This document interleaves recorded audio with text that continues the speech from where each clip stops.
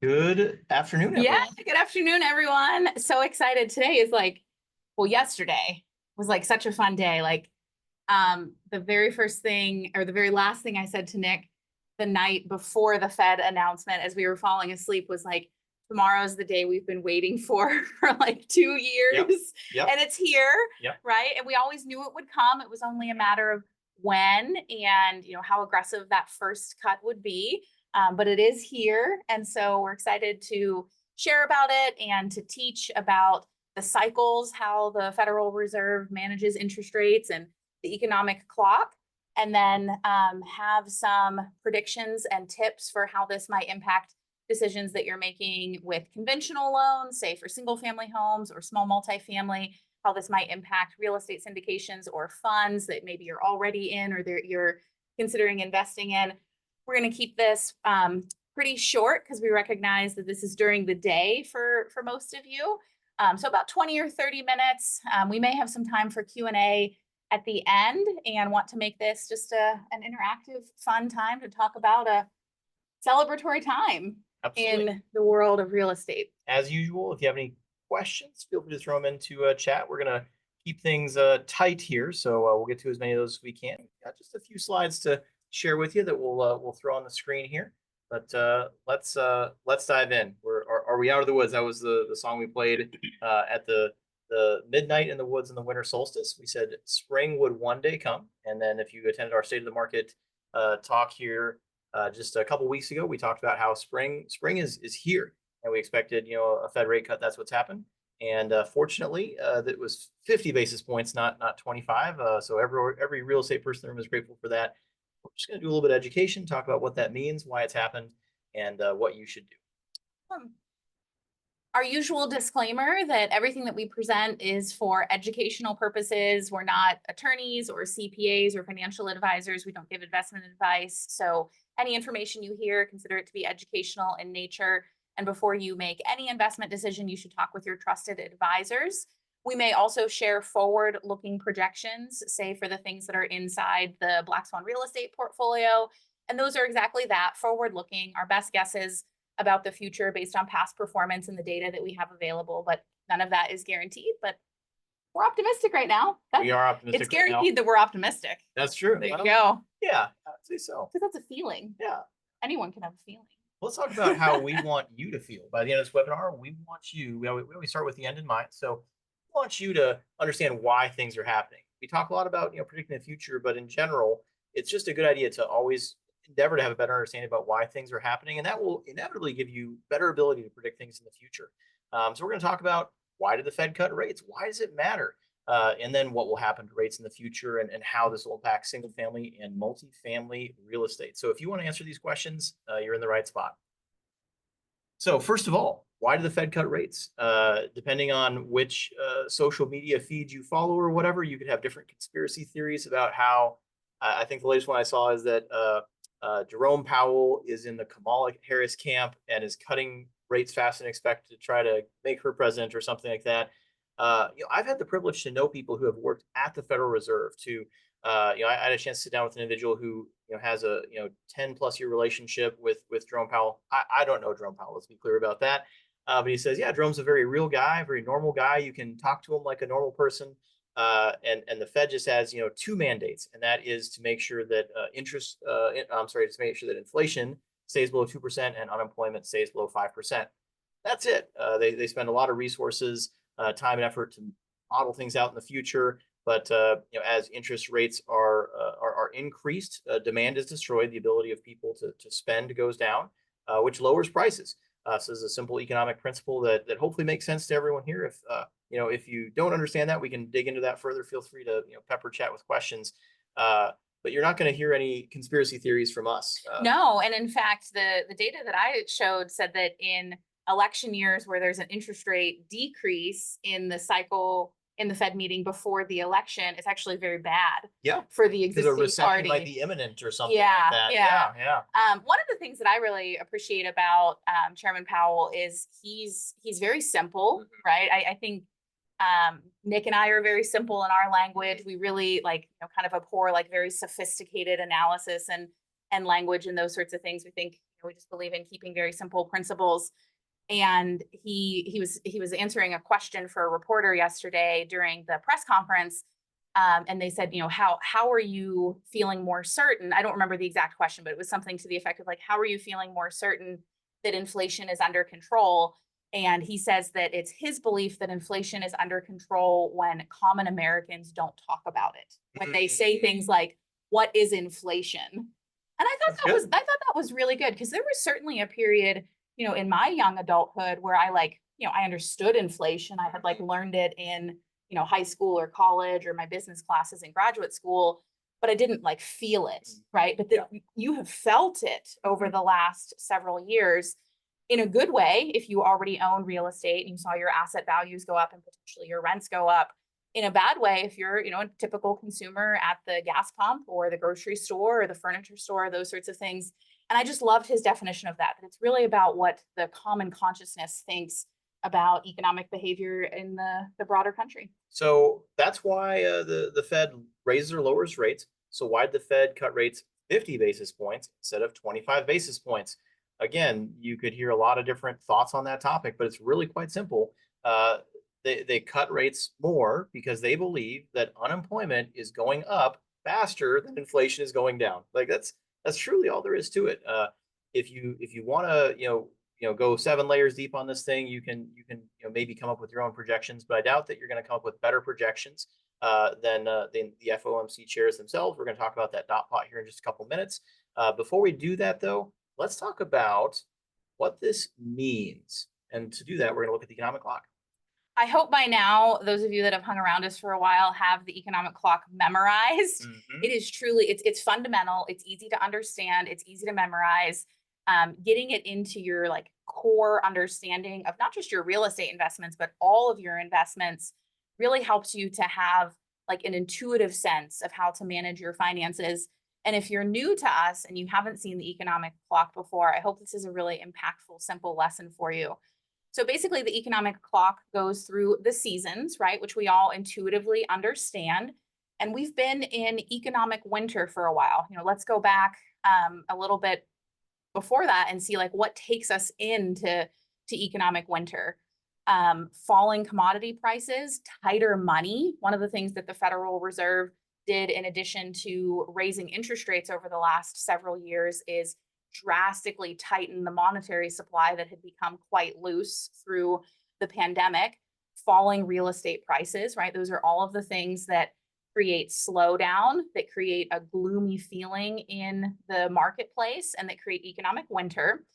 And then the first thing that indicates that spring is coming, that we're moving towards spring, is falling interest rates. And so the Fed is balancing, exactly like Nick said, inflation and unemployment. And when it seems as though there's more unemployment than there is inflation, then they lower interest rates in order to come out of that winter period, right? And keep in mind that many times winter is purposeful. Winter is not always bad. Sometimes it happens, somewhat unexpectedly, say in like 2008. And other times it's purposeful to purposefully bring down inflation, like what we saw in the post-pandemic world. And now it's time to consciously and purposefully shift towards spring by lowering interest rates. So hopefully this is a simple tool everyone can use to understand where the future might go. And here's just a few predictions that Elaine and I have shared in our kind of webinars, educational content we put out in the past. And not to toot our own horn, but we've been relatively accurate because we're able to look at the patterns in the seasons, to read the dial of the economic clock. And I think that anyone here with just watching a few of these slides, understanding a few of these concepts, could make the exact same predictions with an extraordinary amount of certainty. Let's talk a little bit about the where rates are going. So everyone wants to know, okay, now that rates are down 50 bips, does that mean the sky is falling? Does that mean that it's going to be a windfall for commodities or for multifamily real estate? Really very little has changed. So in the top right corner here, we have the Fed dot plot along with the forward rate curve, or the prediction where the market thinks the rate's going to go. So the blue line is the predicted market rates, and then the circles are the FOMC chairs dot plot. That dot plot is basically they just survey each of the FOMC chairs that vote, and they say where they think rates will be at these points in the future. So the Fed doesn't know where rates are going to be in the future, and the market doesn't know. These are just educated guesses. So the top right is the dot plot as of 2 days ago, and the bottom right is the dot plot as of today. So you can see that that dot plot has gone down by a quarter basis point because rates went down more than people expected. They went down by 50 basis points instead of 25 basis points. So you see rates bottom out about a quarter point lower than people expected a couple days ago in kind of mid-year 2026, a couple years from now. But then ironically, rates are potentially going to be higher in the future. You can see that that trend line goes up. It all settles back down to around 3% for for a long-term Fed rate. Uh, this is straight from the horse's mouth. It doesn't get any more accurate than this, right? And it's a bunch of guesses. You can see some people, some of the FOMC chairs think that rates could be the Fed rate could be above 4% in January 2026, and others think it'll be below 3%. That's a huge spread. So the people who set the rates don't know what rates are going to be, but you can see there's a pattern, right? You can see that all everyone in the market, all the FOMC chairs think that rates will go down for the next couple of years. That's the current projection, barring any huge unexpected event. So don't overcomplicate this. Like maybe your uncle-in-law has some crazy ideas about how they can predict interest rates in the future, but when there's this much of a spread in the people who set the interest rates, like don't ever assume that you're smarter than the people who are setting the rates, and they don't know either. But there's patterns, and so we can say with an extraordinary amount of certainty that there's probably going to be at least a 1% move downward in the next 6 months, and probably about a 2% move down in the next 18 to 24 months. If you just kind of look at that spread over time, that's it right there. And short-term rates are now projected to be a little bit lower than they were just a few days ago, and long-term rates, ironically, are projected to be a little bit higher. 10-year Treasury is actually up in the last couple of days. That's all there is to it. We're trying to make this painfully simple. Is this valuable to y'all here? Feel free to throw in a chat if this is what you're looking for. If there's any questions that you have that we can try to hit as we're going through.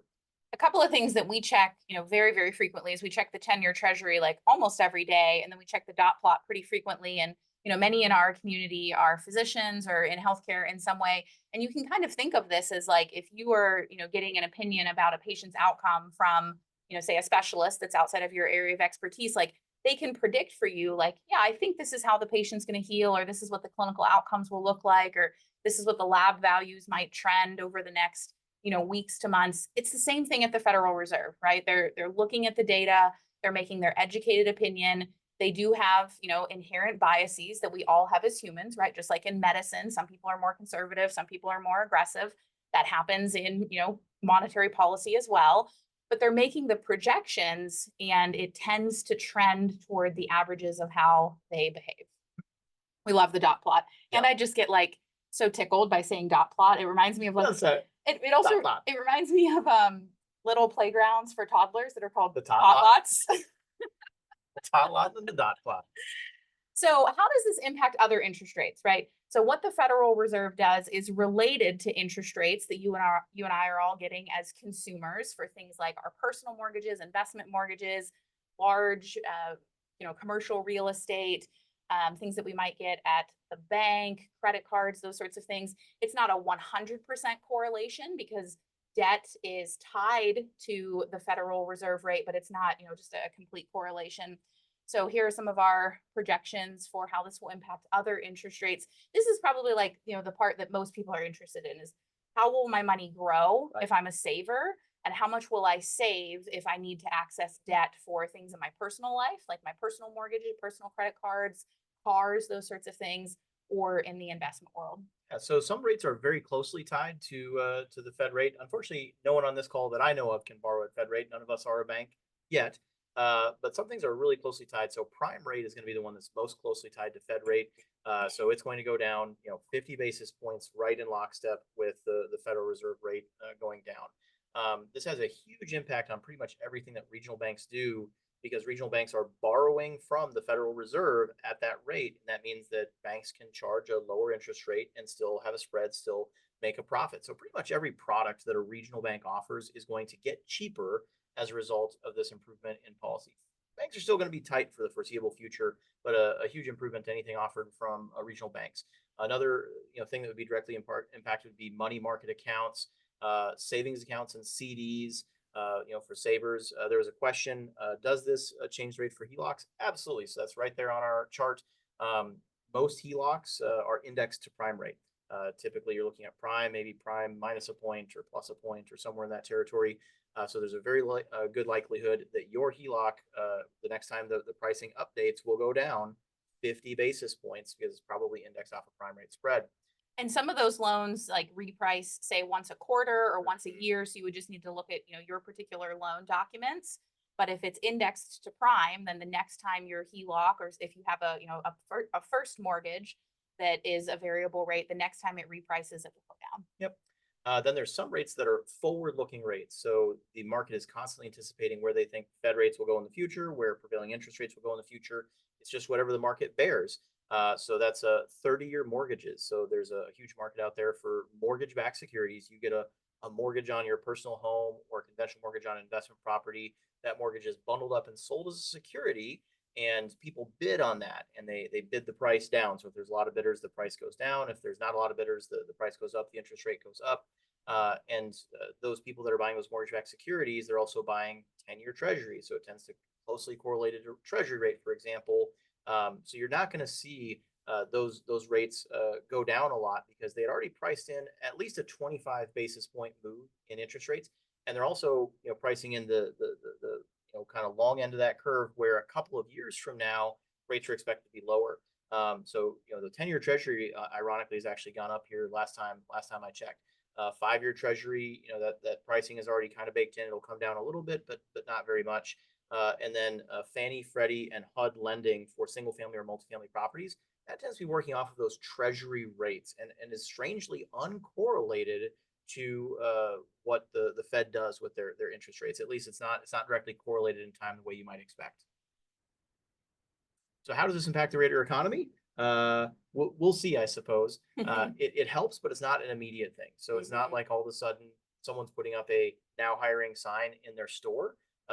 They might be able to borrow on an inventory line of credit so they can have more inventory to get ready for Black Friday, and they have to order that and it has to get shipped here from China. So it takes like a year to really see the impact of these interest rate change on the greater economy in most sectors. Real estate can be more responsive to these interest rate changes than most industries, but for the overall economy, it takes time.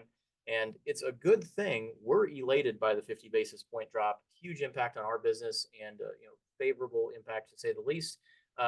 But it's worth pointing out that usually the Fed, when they cut rates, they like to start with a 25 basis point cut because a large cut, a 50 basis point cut, could signal to market makers, to consumers in the economy, that the Fed's worried that they have to make this bigger cut.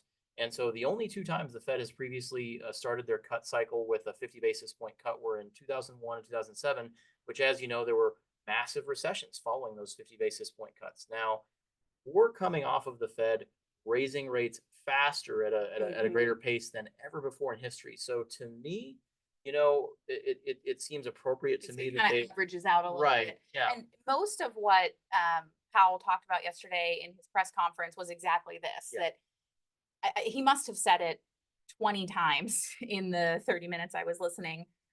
Yes, this was a larger cut. No, I'm not worried. Yes, this was a larger cut. No, I'm not worried.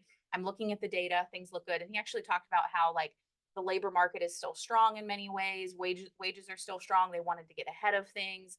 Really, they were focusing on how inflation had responded very nicely. So they wanted to kind of come in at precisely the right time of that balance between inflation and job loss, and really tried to psychologically separate from 2001 and 2007. I didn't necessarily hear that he correlated it to how rates had gone up faster than before. It could just be that I didn't, hear that part, or I don't have it in my memory. But I think that is a really important piece to note, is the ratio there is important. Absolutely. So this time is different. So it's famous laugh. Yeah. So how does this impact conventional single family home rates? I just had a conversation even just this morning with an investor who sent me a message about her personal home. She had acquired a rather expensive personal home in a high cost of living area earlier in this year, when the market had kind of cooled down in her area. Maybe prices hadn't dipped much, but there weren't as many buyers, right? So you remember a couple of years ago, there were so many buyers that it was just you just had to write offer after offer after offer. So she got a great home in a great area for her kids, all of those things, but ended up with a 7.625% conventional mortgage rate on that property. And so she said, I'm thinking about refinancing. What should I do? And I said, now might be the time to consider an adjustable rate mortgage to chase these rates down, right? It's about as known as we can all predict that rates will indeed continue to come down over the next months to years. The Fed doesn't typically like lower and then raise rates, up and down, up and down. They tend to go up, up, up, up, up, down, down, down, down, down, up, up, up, up, up, down, down, down, down, down. So now might be a time to get variable rate debt to chase interest rates down. And then in a few years, when it looks like things are at the bottom and it's, the markets are indicating that at that point rates will go up, then to lock in a long-term fixed rate loan for her personal residence at that time. Very different than what we were saying several years ago, where it was lock in as many 30-year fixed rate conventional mortgages on your own personal real estate, your real estate investment portfolio as possible, to hold on to those twos and threes for as long as humanly possible. So the strategy changes, right? There's the deal and the debt, and the two together come together to create the magic of real estate. And so the strategy needs to change, just like the strategy changes in your deal flow or what renovations you're doing or where you're investing, those sorts of things. The strategy needs to change for your debt as well. Single family home rates will have a modest immediate impact because of how Nick just talked about how those mortgages are typically indexed to the Treasury, which is a market-based index. And so it's already absorbed a lot of the trend because it was known that the Fed would lower rates. Rates are already down 2% from the peak last year. Like, that is huge. What that does for the average homeowner, allowing families to get into home ownership for the first time, allowing families to upsize or downsize, allowing families to get out of kind of that stuck feeling of, hey, my mortgage is at 2.75 or 3.25. Even if I want to buy a house, half the size and half the cost, I can't because debt is so much more expensive. And Powell specifically addressed that in the press conference yesterday, that the decrease in rates wouldn't necessarily make it that all of a sudden there's a bunch more buyers in the market, but that it could make it that there's more sellers because families get out of that kind of stuck paradigm, because the difference between existing mortgage rates that they have and rates that they can now get is a little bit closer. Rates will continue to decline over the next 1 to 2 years. That's what all modeling is showing. So now might be a good time to refi, and it's likely to get better in the foreseeable future. So that's why you might consider something like a variable rate mortgage to chase interest rates down and then get fixed rate debt later. There is a little bit of risk to that, and then also a little bit of work, right? That you would need to be able and willing to get a refinance now, and then also willing to go through that again in, say, 24, 30, 36 months. So there is that, but if you have the, wherewithal and the desire to do that, you're likely to optimize your overall debt picture. And then one of the things that I thought was really interesting is the Fed, and by the Fed, I mean Powell, specifically called out the housing crisis and specifically called out that, the Fed only has a few tools in its toolbox, one of them being interest rates, and that we are in a housing crisis because of supply, and that is up to the government to figure out supply, to figure out zoning and building code and ways to incentivize development and ways to incentivize affordable housing and other things, that the Fed alone could not fix the housing crisis. They had one very small tool, and that housing continued to be, rather hot. It wasn't seeing the decrease in inflation that other areas of the economy were, but that overall the averages were looking better with inflation. And so they felt comfortable coming down. So I feel like that was, relatively good for us, absolutely. as real estate investors, for the chair of the Federal Reserve to say, inflation's coming down, housing is still really hot and is still doing really well. We're still in a housing crisis. We need supply to get out of it. Interest rates are going to help a little, but the rest of it really has to depend on the federal government and on development. So someone had asked a couple of questions. So many good questions here. We'll mostly hit at the end of the show here. Yeah. A couple of people had asked, like, is now the time to get a HELOC? Talked about that. Talked about how you might want to consider variable rate debt. Of course, we don't give any financial advice, talk to your own advisors, but it's something to consider. Chasing rates down. Someone asked, why will long-term rates go up? That's just the nature of the cycle, right? Rates go down, then rates come up, rates go down, then rates come up. If rates are going down faster than expected now, that means that long-term rates will actually go up to compensate for that. Yep. Yeah, so great questions. Hopefully that helped a lot of people as you're considering refinances. Obviously, Nick and I talk about refinances, Continuously. maybe like a little bit less over the last 9 months because we were like, well, there's nothing to do, so let's talk about something else. Doing our low fixed rate debt. But over the last, 4 to 6 weeks, we've really been talking about what is our strategic plan for all of the debt that we have in our portfolio as these rate cuts come. And so let's talk next about that, about how, so we just talked about single family debt. Let's talk about multifamily debt. Yeah. So when we talk about multifamily, we talk about kind of large apartment buildings. So if you're an investor in one of our funds, or contemplating an investment fund for, or something like that, this is really geared towards that audience here. There's a massive and immediate impact from this announcement. The 5-year Treasury has already been on its way down, and it's at the lowest rate that it's been here in 2 years. And as of today, it's already possible to get Fannie, Freddie, or HUD debt that is below 5%. We just locked in 5.6% on Georgetown townhomes that we closed on recently. And you can never predict the best time to close on an asset. You close when you close. But we locked that in, almost like a full percentage point lower than we thought we might end up locking it in. And then if we were to go do that loan all over again today, we'd probably get even a half point lower than that. And each move of half a point in your interest rate on, we just closed on a $20 million townhome community, that can have an impact on the value of that townhome community in the order of millions of dollars. So that deal that we negotiated, got under contract at the beginning of this year, that deal is almost certainly worth millions of dollars more today. If we were to go sell that asset today, we could almost certainly get millions of dollars more than we paid for it, just because those interest rates have come down so much. This trend, you would expect it to continue if Fed rates come down faster than people expect, because those Treasury rates that drive most multifamily debt instruments, those are forward looking.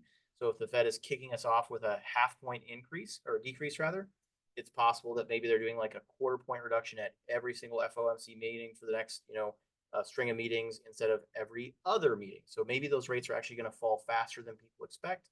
And as soon as people start to see that pattern, the 5-year Treasury will come down more quickly. It's possible that 5-year Treasury rates are already at the lowest point they'll get to, because again, we're expecting that rates will bottom out, a couple of years from now, and then maybe start to go back up. And if you're looking at like a 5-year kind of forward prediction of average interest rate, which is what you're doing with a 5-year Treasury, it's possible that we're already at rock bottom. Now, I would say that we're not in a hurry to refi, because we have so much debt on our legacy portfolio that's at even lower rates than that. We have a 3.0, 3.25. So we're not in a hurry to do cash out refinances on those properties. However, we currently have about 6 or 7 refinance efforts that we're working on very actively. Tomorrow, I'm walking 3 assets, 1 with an appraiser and 2 with bankers, to look at refinances on 3 different assets. Just tomorrow, I'm spending most of my day walking properties with bankers and appraisers to look at refinances. So one of those is Residence Discovery Square. It's a $20 million loan, and we deliberately structured those loans so that we're not locked on the rate, just in the off chance that the Fed would cut rates a little bit more than people expect. So with just one of those loans for one of those properties we're walking tomorrow, Black Swan investors will save $200,000 over the 3-year life of that loan. So the impact of this change is absolutely massive to the multifamily industry. It's a huge upward boon, and it's going to be, I think, the starting pistol for kind of this next market cycle, which is what we said a couple weeks ago. If you had a chance to check out our State of the Market, I'm sure Rachel can throw a link there into chat for the replay on that. So just a massive immediate impact as a result of this change from the multifamily industry. Yeah, very exciting. We're popping champagne corks and celebrating. I was actually in like a live meeting when the Fed announced with some other multifamily investors, so we could cry or cheer or something like that together, and it was a very very fun call to be on at 1 o'clock Central yesterday. Yeah. So things like if you already have an existing HELOC, say credit cards, those sorts of things that are already variable rate debt, you'll see that those decreases just come kind of naturally as those things reprice. If you're considering new debt, now might be the time to either get things in motion. in your psychology, you really prefer fixed rate debt, you can get things in motion and then maybe time it with the next Federal Reserve meeting where it's likely there will be another interest rate cut, but you could do things like get approval with a bank, get the appraisal ordered, those sorts of things, kind of have everything lined up so that you could, lock your rate and close kind of right after that. If you're in existing syndications, it's likely that have variable rate debt, it's likely that they might see some relief in terms of cash flow because their debt service will come down as a result of this cut. And then I think prices are going to go up Yeah, because the investors are going to absolutely. flood the market. Absolutely. Kind of some of the doom and gloom and the spook is going to go away. People will Mhm. be more excited to get back into real estate. See a flood of Um, capital into single family, into multifamily. There's a dam holding back a massive amount of capital out there, which is why we've been on a buying spree this year. This will be our strongest acquisition year in the history of our organization, because someone asked earlier, in Q&A, is it good to buy now when prices are low and then refi later? I would always rather buy when rates are high and refi at a lower price later, because you can't go back and repurchase it at a lower price in the future. So we absolutely love this season. There might be a few months left of this season, but this is the time to buy if you have the opportunity. yeah. Rachel did put the state of the market in there, so that's a much longer presentation. I think we go about 2 hours. Obviously, that was before the Federal Reserve meeting, but we knew that rates would come down. We just didn't know exactly how much. But if First you, prediction rang true, yeah, from our state of the market yeah. So talk. if you wanna check that out, that's available there on YouTube. A couple of upcoming things we have. If you subscribe to our calendar at Black Swan Calendar, these will all percolate through to your Google Calendar, your iCalendar. On September 30th at 7 p.m. Central, we have our new deal for Boulder Ridge Townhome. So we'll do a deep dive into that acquisition. We're closing on that toward the end of this year, and very, very, very excited about that asset. We have our Q3 performance webinar for our existing portfolio on October 4th at noon Central. And then coming up in November, as we prepare for the close of the year, on November 19th and 21st, both at 7 p.m. Central, we have our visioning workshops. We've been doing those for, I think, probably like 4 or 5 years Been a now. while. I think this might be our fifth Your year. jam. Yeah, I love talking about goal setting. I love talking about goal setting, particularly in November, because I feel like it's this way to get like a 13th month out of the year, Mhm. because you get like fired up and excited about the next year. And like, I'm not going to wait till January 1st to get moving on this. Like, I'm going to get going. But then you're still finishing up any of the projects that you had for this year. So it's like you can like double dip in December. I find it to be like one of the most powerful things that I do in my goal setting is timing my new year planning in November so that I have like double the momentum through December to wrap up existing projects and get a head start on new projects. So we'll have that in November. So those are some things, either mark your calendars or just go ahead and subscribe at blackswancalendar.com. Then we still have some room left in Fund 4. We're down to less than 3 million of room left in Fund 4. Feel free to reach out if you have any questions. I'd be happy to do a brief one-on-one call with you, answer any questions that you might have. We bought, I think, during the best time to buy that we'll see for a decade, and we still have a little bit of room left in that fund. So excellent investment opportunity there. And then let's knock out some Q&A. We had so Yeah. many great questions flood in. I think Rachel captured as many as she could.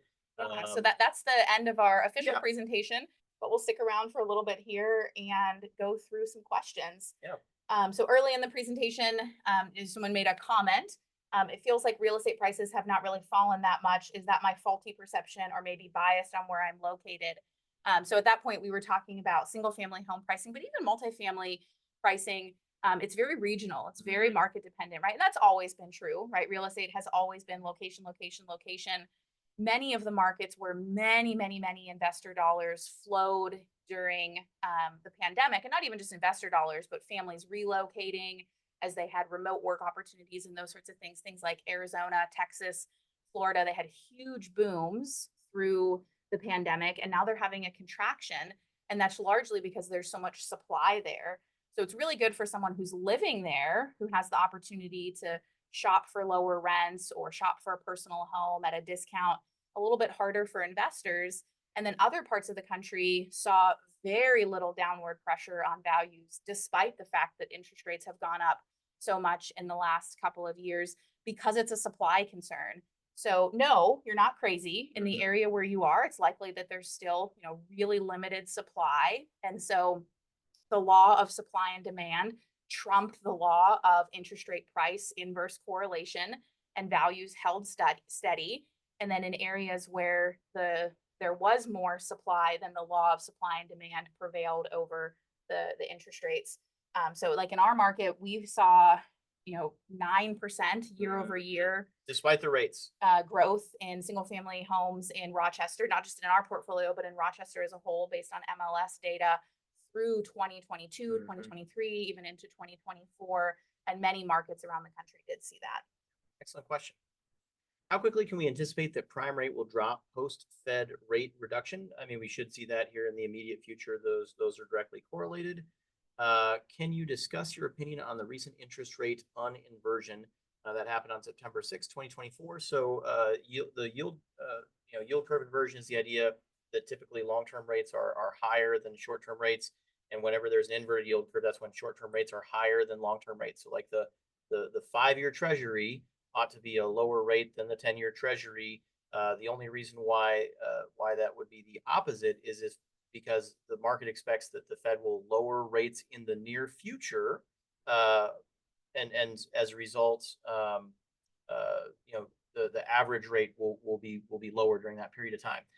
So basically, the market, when the yield curve uninverted, that meant that the market believed that Fed rate cuts were imminent, were absolutely imminent, and in the long term, rates would start going up after the Fed drops rates. So that's a abstract concept to try to explain in relatively few words.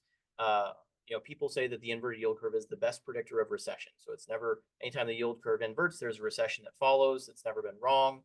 So maybe you're fishing for thoughts on predicting recession and stuff like that. That's probably getting a little too deep into the weeds for me.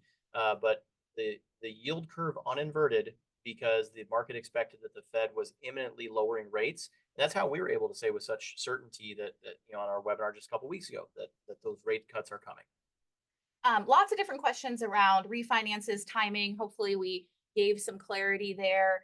Now would be a great time to shop with your bankers too. So like this person I talked to this morning, they had a really strong proposal in hand. And I said, hey, you should talk to at least one other banker because different banks are going to behave differently in light of this, especially in this like really short term, just a day after the rate cut. But be shopping your debt, be thinking about, what's up ahead. Someone asked about in terms of if you do choose to get an adjustable rate mortgage, should you do a 3 or 5-year term? I'm always a favor of doing the longest terms possible. I think it's likely that within a 3-year term, we will be then back up on the upswing for interest rates. So by then you would want to lock in your long-term fixed rate debt for the next, say, 30 years if you're getting a conventional mortgage on a personal property. But if you can do 5 or 10, that gives you more time, right? Because yes, we know what the Federal Reserve, did yesterday and what they're predicting. There's a lot we don't know. We don't know how the election's going to turn out. We don't know how Ukraine or Israel are going to turn out. We don't know many other things. AI is still, a big one out there. So the longer you have on your adjustable rate mortgage, the more ability you have to pull the trigger when you're ready, not because you have to, because you're at the end of your term. Yep. I love this question here. So this person that has a 10%, or I'm sorry, a 10-year fixed commercial loan, currently at 7%, they have an option to do a one-time rate reset. I've never seen that before, but I love that. I'm going to ask for that. So this is actually it sounds like a hard question to ask. Like this is a real crystal ball kind of thing, but nothing could be further from the truth. There's a lot of clarity, a lot of certainty about answering this question. So right now would probably be a terrible time to exercise that option because we can have a lot of certainty that rates are going to go down, that Fed rates, prime rates are going to go down over the next 18 to 24 months. So it's likely that there will be a time in the future. Hold on, I have one thing to throw out. Yeah. The first thing I would do if I was this person is find out what my loan is indexed to. Well, I haven't gotten to that yet. Okay. Yes. Yep.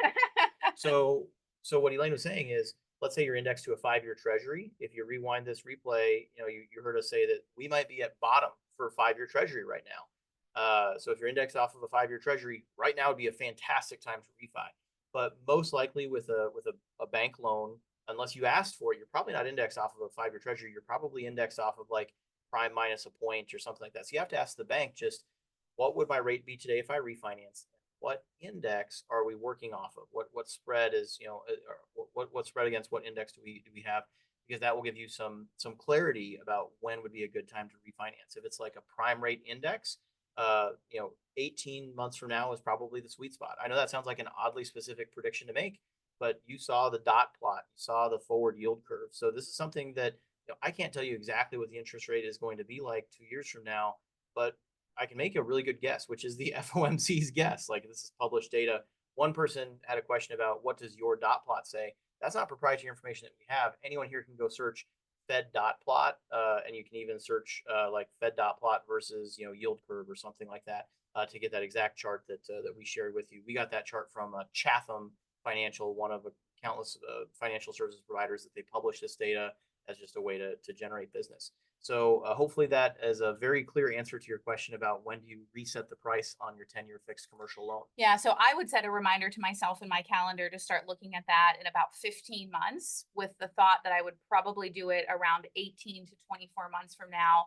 But at 15 months, I'd want to make sure that the market isn't saying things like this will be the last cut, or we're expecting that rates will go up, so that you're ahead of the trend and can start doing things like, I don't know if like an appraiser is involved or that sort of thing. But that's what I would do, is I would set a reminder for myself for about 15 months from now and know that it would likely happen somewhere between 18 and 4 months. Yeah, love these questions here. Yeah.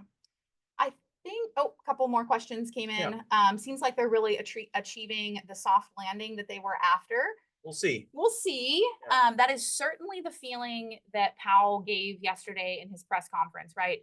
As we shared, the data shows that when the Fed has lowered rates by 50 basis points as their first cut, that happened in 2001 and 2007, things didn't go so well after that. We talked about how maybe it is different this time, which of course are famous last words, but maybe it is because what preceded it is different. This was the fastest, highest interest rate escalation in ever in the Federal Reserve history. So then it would make sense that from a ratio perspective, they would have a more aggressive cut. But certainly that's the feeling that Powell wanted to give yesterday. He said many times, I'm not worried. I feel good about inflation. I feel good that we've not caused painful unemployment, that we caught things at exactly the right time. So he's very much messaging that idea of the soft landing and then with rates to come. So we'll see. Yep. Yeah, great question. Another question just came in here. We don't yet have a relationship with a bank or mortgage broker for our commercial lending, but did find one of each as our top contenders. Do you suggest using mortgage brokers to help you shop the rate, or instead of shopping rates with local banks and credit unions, with the goal to build a long-term relationship with the bank that you plan to do multiple deals with in that local market? Thanks in advance. So Rachel, I don't know if you can dig up our commercial lending community power hour that we did in, I think, February of this year. So you can throw that in a chat, and that might be top of mind for people that are online right now. This is a nuanced question. I can tell you what we do. We do both. So we have a fantastic relationship with a local mortgage broker. We have one here in Minnesota, another in Tacoma, Washington for our deals in Tacoma. And we also work with local banks. It's critical that you work with multiple lenders because the weather varies. So you might do a great deal with that bank today, and then tomorrow they lose some large depository customer and they can't issue new loans because their reserve ratio is not favorable anymore. So even if you have the most amazing relationship with that bank, they can't do business with anyone. So it's not a problem with you, it's a problem with them. So you must have a relationship with multiple banks. So when we're shopping for debt on a particular deal, like this $20 million piece of debt that we just shopped on, we had our mortgage broker reach out and see what he was able to put together. And then we reached out to just a couple local banks that we had really strong relationships with. In this case, one of those local banks that we had a direct relationship with came out on top. We had a really competitive proposal from that other lender that came through our mortgage broker. We're actually trying to see if we can get those two banks to kind of like partner to both be because able the deal size is so big. Right. Yeah. So that everybody can win. So the mortgage broker can win, the local bank that we have a relationship can win, this bank that we don't yet have a relationship with can win. And that's a huge thing, is when you get a loan through a mortgage broker, you get a relationship with that. So you can reach out to that bank directly in the future. You don't necessarily need to go through that mortgage broker to get that lending relationship in the future. So that's not exactly a rate-oriented question, but it's probably a question that a lot of the people on the call are asking themselves of, okay, rates are down. Now might be a great time to look into refinancing things. What's my next step? You should absolutely reach out to all of your local, bankers that you have a relationship with. And it's always a great idea to talk to a mortgage broker as well. We dive deep into that in our commercial lending masterclass. Rachel put a link to that in chat, so go check that out. Lots of great information there. Yeah, and if you're listening and you're like, "Well, I don't have any relationships with local banks," or that sounds, overwhelming, or those sorts of things, in that masterclass, you'll see that one of the beautiful things about commercial lending is that it's almost all relationship based. Yes, of course, they're looking at your financials and the value of the building and those sorts of things, but it's much more story based than conventional lending, which is just, do you fit the spreadsheet or not? So in that class, we talk about how you can present yourself to the bank and how you can use things unrelated to the financial picture, things like your education history, your professional history, any business experience that you have, any other real estate investing experience that you have, and then couple that of who you are as the borrower with the actual asset itself to create those relationships. And it's way easier than conventional financing, in the sense that conventional financing is like you either fit the spreadsheet or you don't. Commercial financing is much more relationship based. It's so much more fun. Like, we have lunch and stuff with our bankers. We build relationships with them. We check in with them frequently. They love to see our deals succeed. So once you kind of crack into that commercial lending world, I think everyone really enjoys it once they get into it. Let's do one more question, then we'll probably call it a day here, unless someone has something really burning they want to get an answer on. So from a DT Ready, there is an expectation over the next 1 to 2 years, several large multifamily loans might default due to short-term loans coming due. And if these operators have not exercised their value add strategy to increase NOI, if there's a flood of such loan defaults, will this affect Fannie Freddie loans despite the anticipated Fed rate cuts? Excellent, excellent question. This is something that, if you've been to our webinars in the past, we kind of get on a little bit of a soapbox about this. So if you rewind the clock a couple of years, we're saying, hey, watch out if you're looking at getting into a variable rate loan. 90% of the multifamily deals that closed during the pandemic closed with variable rate debt, despite the fact that was not such a great time to get variable rate debt. So one component of that question is, will this affect Fannie Freddie loans? So most of the answer is no, because most of those loans were from Wall Street debt funds. We kind of pounded the table about how these are kind of loan sharks that are getting you into sort of a predatory loan instrument in hopes of repossessing that asset. And unfortunately, a lot of those chickens have come home to roost. I've had a lot of calls with people recently that are getting into Fund 4, and literally the most common thing that I'm hearing right now is, gosh, I really want to get in, but we invested in a bunch of different syndications during the pandemic, and yours is the only one that hasn't had a capital call or hasn't lost money. It's heartbreaking to hear that, but that is the reality in the industry right now. Is there's a lot of operators that got variable rate loans at a really terrible time to get variable rate loans, and now their deals are going into foreclosure, to those loan sharks, or they're in some form of deep distress. So that is not going to have an impact on Fannie Freddie loans, because most of those defaults are to Wall Street, bridge lenders that are kind of loan sharks, not to Fannie Freddie or HUD. Fannie Freddie and HUD are all about stability. That's right. All about staying away from foreclosure, keeping operators in place, keeping property management in place. Whereas those other debt instruments, they were never really lenders to begin with, right? Their end goal was to own real estate, and they did it via the mechanism of creating a debt relationship in order to hope or allow the lender to default in order to then acquire the real estate, which is what we're seeing and what has unfolded in the last 6 to 12 months. And even though rates have come down, it's probably not enough to save a lot of those operators. Multifamily values have come down as much as 30%, depending on the market. Boulder Ridge, the deal we're under contract on in Fund 4, we're under contract at a per unit cost that is 33% lower than the next comparable sale, which we offered on. So we know a lot about those two deals. They're very similar deals. We are literally buying Boulder Ridge for 33, almost 34% less than that comparable deal. So even though rates are improving, it's not going to be enough to save a lot of operators. And a lot of operators they're in zombie deals where they're so hopelessly behind, so underwater with the lender, that the lender said, well, there's no value in us foreclosing. Let's say you have an 80% LTV loan, but you've lost 30% of your value. Like, that lender is now underwater. All the LP, their capital is gone. The GP, their capital is gone, if they had capital in the deal at all, and the lender is upside down. Well, if values come back, say 10%, well, now the lender's at a break even if they were to foreclose on the asset. And they don't necessarily foreclose. They just go to the operator and say, okay, we're going to restructure this deal to take over this deal. It won't be like a whole foreclosure process. So you're going to see a lot of operators over the next year or two that very slowly and very quietly, that news comes out that the deal was dead years ago. They just didn't have the courage to tell their investors. That's the reality of the situation. So fortunately, if you're in one of the black swan funds, we have a mountain of fixed rate debt. Got to practice what we preached, and so we've done quite well during this time of challenge for people in the industry, and we're unbelievably excited about the deals we have in Fund 4 as well. Have a little bit of room left there. Fantastic question there, Aditi. Appreciate that. All right. One last question was, would you recommend using a mortgage broker for conventional mortgages? Probably not. There's just It depends, but yeah. Yeah, they're much more of like a commodity versus, commercial lending that are much more negotiation based. So for conventional mortgages, I would just shop with local regional banks directly, and you just ask to speak with their commercial lending department, and you're going to get connected in, and they just have, kind of a price and term sheet that they share with people based on, say, like the asset value and credit worthiness of the borrower.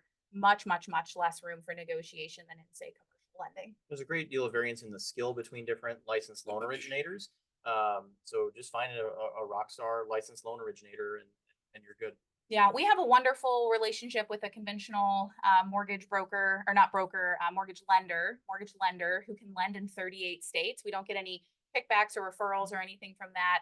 But if that referral would be helpful for you, just shoot an email to either myself or Rachel. We're happy to connect you with him. His name's Scott. Maybe we'll even put his information in the replay. Again, no financial relationship there. He just takes really good care of our people, and he can lend in a lot of states.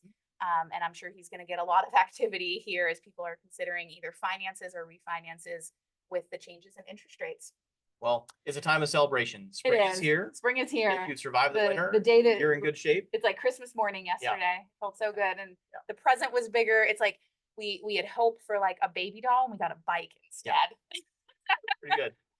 That's a hard close right there, babe.